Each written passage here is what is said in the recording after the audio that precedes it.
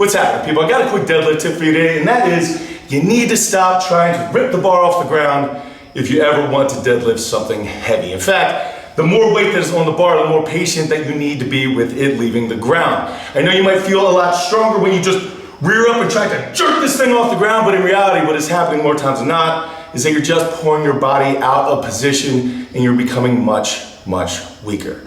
So in order to combat this, you need to focus on three main things. The very first of which is getting all of the slack out of your body. That includes a huge belly breath and then bracing it down. You need to be squeezing the bar as hard as you can. You need to have your lats engaged by doing something like bending the bar across your shins. If you guys need any more help on any of that stuff, make sure you check out my deadlift playlist because it covers all of that in depth. But once you've gotten all of the slack out of your body, there should be no slack whatsoever, then it's time to listen for this noise.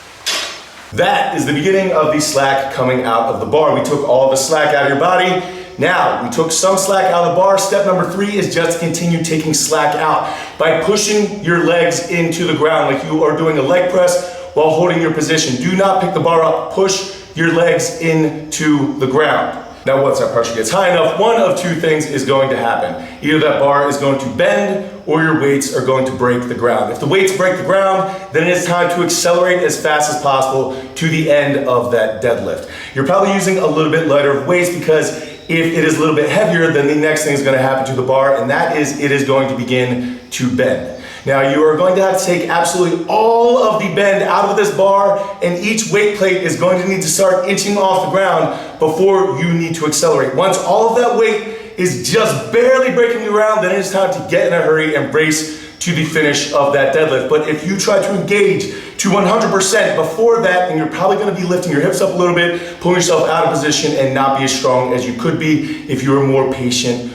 on the break of the weights on the ground. In fact, if you're using really heavy weights, then sometimes when you begin pulling on the bar, you will pull all that slack out, the bend will be complete, and the bar will not move for like 1, 2, 3, sometimes even 4 seconds before finally you start winning that battle over gravity and the weights will slowly start to rise.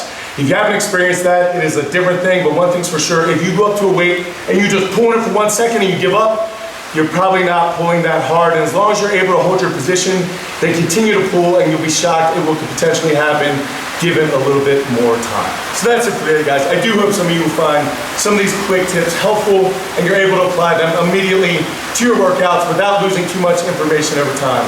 The rain is coming down, which means it's gonna be hard to hear me, so I thank you guys so much for everything. I will catch you later in the week. Until then, go out to something amazing in your lives. Keep working hard, people. Be nice to each other. I'll see you then.